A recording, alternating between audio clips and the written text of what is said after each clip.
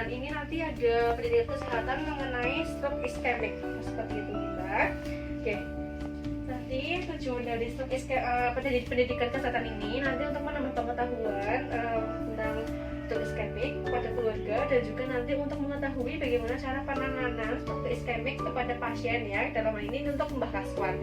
Nah, kita ulas sedikit nggih Ibu, apa sih itu stroke iskemik? Dalam hal ini stroke iskemik itu merupakan suatu gangguan neurologis yang disebabkan karena adanya sumbatan pada pembuluh darah di otak maupun pada aliran darah menuju ke otak, seperti itu. Lalu ada apa sih penyebabnya? Penyebab dari stroke iskemik itu sebenarnya ada beberapa macam, tapi di sini ada dua khususnya. Penyebabnya itu yang pertama itu ada thrombotic stroke. Nah, thrombotic stroke itu apa? Thrombotic stroke itu merupakan adanya gumpalan atau bekuan darah yang menyumbat otak, seperti itu. Lalu yang kedua ada embolic stroke. Kalau embolic stroke itu adanya sumbatan ataupun seperti bekuan benda zat lain seperti lemak dan seperti itu pada bagian tubuh lain dalam aliran darah yang menuju ke otak. Jadi menyumbat aliran darah menuju ke otak, seperti itu. Nah, yang di samping itu ada beberapa faktor risiko. Nah, misalnya ini seperti Mbah ya, yang usia lanjut itu beresiko terkena stroke, lalu juga yang memiliki tekanan darah tinggi yang tidak terkontrol, lalu bisa pemicunya seperti jatuh, mungkin nanti bisa menyebabkan pembuluh darahnya pecah, seperti itu bisa menyebabkan stroke, seperti itu. Nah, lalu di sini untuk tanda gejalanya, tanda gejalanya yang pertama dan yang paling utama itu pasien akan mengalami penurunan kesadaran atau seperti pingsan, seperti itu, pingsan. Nah, yang berikutnya pasien akan mengalami disorientasi atau merasa bingung, terus niku.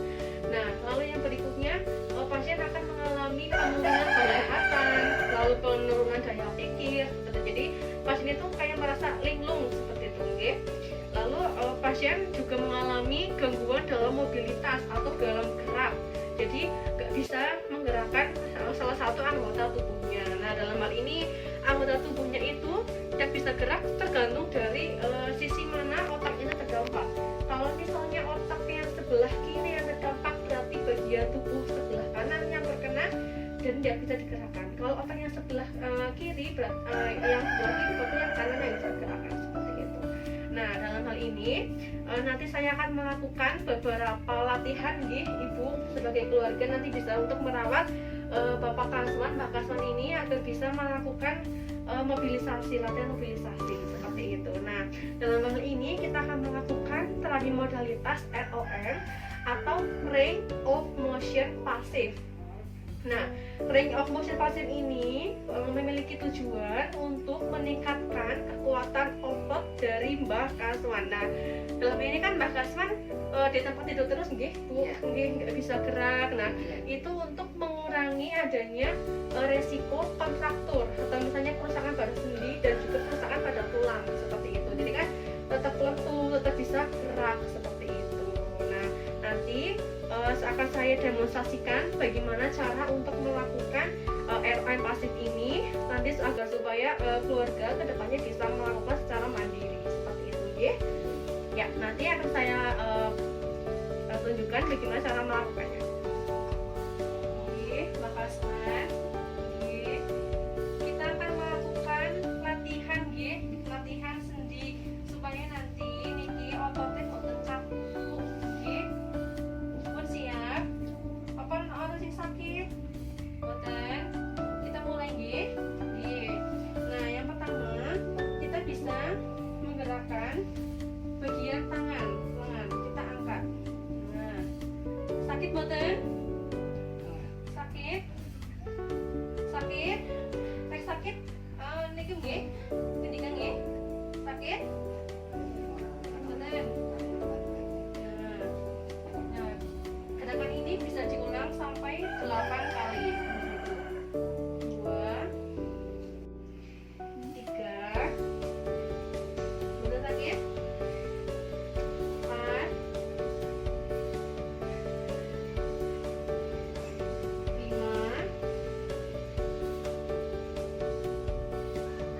6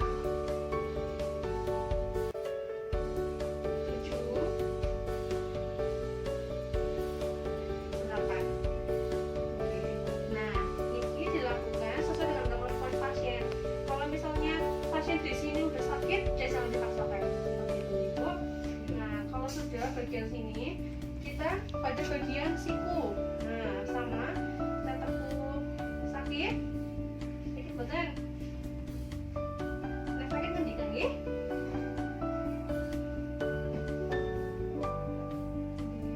Nah, ini untuk meningkatkan kekuatan dari sendi, dari otot supaya betul-betul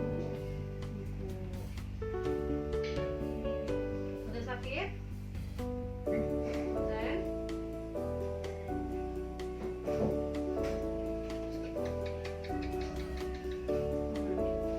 Lalu kita coba untuk menggeser. Sakit boten?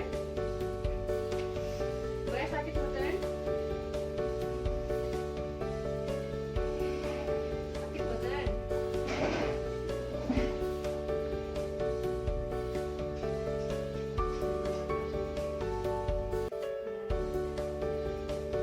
Lalu pada pergelangan tangan kita geser, memberikan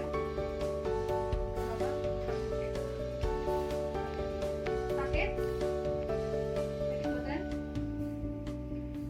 Boleh nggak sakit boten? Sakit? Sakit banget orang gitu. Lalu pada bagian jari kita sakit pijet-pijet ke atas niki. Boten sakit kan? Niki supaya boten kaku. Nggih. Nggih.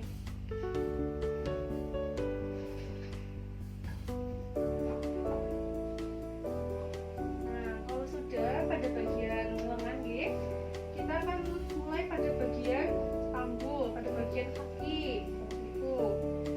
Nah, punten nggih, Mbak. Nah, kita coba untuk angkat. Sakit boten? Sakit? Sakit boten? Sakit boten? Ini sama, hitungannya 8 kali Ibu.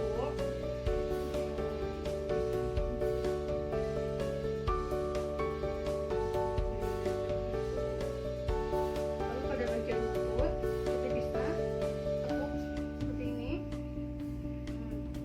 Sakit?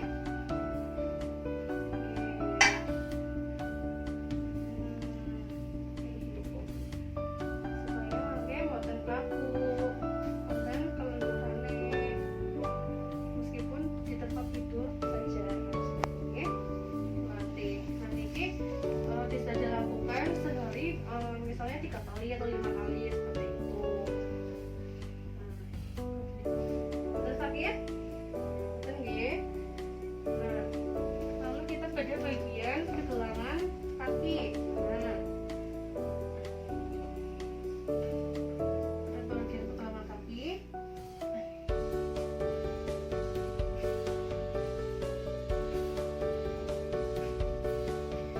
bisa kita melakukan gerakan rotasi.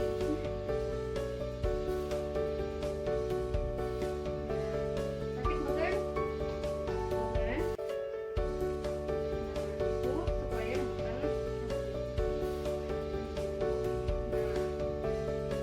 Nah, terus gerakan ini kan cukup sederhana gitu. Jadi ibu bisa melakukan gerakan-gerakan seperti itu kepada bapak supaya nanti kan supaya melatih pengeluaran ototnya seperti itu, nggih. Nggih. Boten sakit kan, Mbak? Nggih, supaya nanti ototnya lentur, nggih, boten kaku, boten sakit, nggih. Nah, gitu Ibu. Jadi tadi untuk pelatihannya. Nah, sekarang coba saya akan memberikan evaluasi sedikit ya. Tadi kan udah jelaskan beberapa materi. Nah, saya akan nanya kira-kira Ibu tahu nggak tadi tanda dari gejala dari stroke itu sendiri itu seperti apa? Itu pingsan, Hmm. terus susah ngomong, Iya. terus ya Ngerasa bingung. ngerasa bingung. Nah, iya itu dari gejala-gejala dari stroke ya, dari gejala dari stroke. Nah, kalau misalnya ada nanti anggota keluarga yang lain mengalami hal serupa, nanti bisa langsung dibawa diperiksakan ke dokter. Nah, tadi untuk latihannya nanti bisa dilihat di lembar tadi yang poster itu ya Bu. Nah, itu untuk bisa pelatihan di hari kemudian. Ini sebagai panduan saja.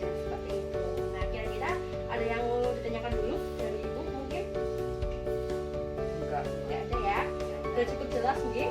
Ya. Nah, kalau begitu mungkin cukup sekian informasi dan juga pelatihan yang bisa saya berikan. Nanti semoga bisa bermanfaat bagi ibu dan Mbah Kaswan nggih. Semoga cepat sembuh nggih, Mbak. Nanti semoga tetap terus dilatih seperti itu. Kalau begitu saya pamit nggih, Bu. Terima kasih atas kerjasamanya. Mohon maaf kalau misalnya masih banyak kesalahan. Saya pamit. Wassalamualaikum warahmatullahi wabarakatuh. Waalaikumsalam warahmatullahi wabarakatuh.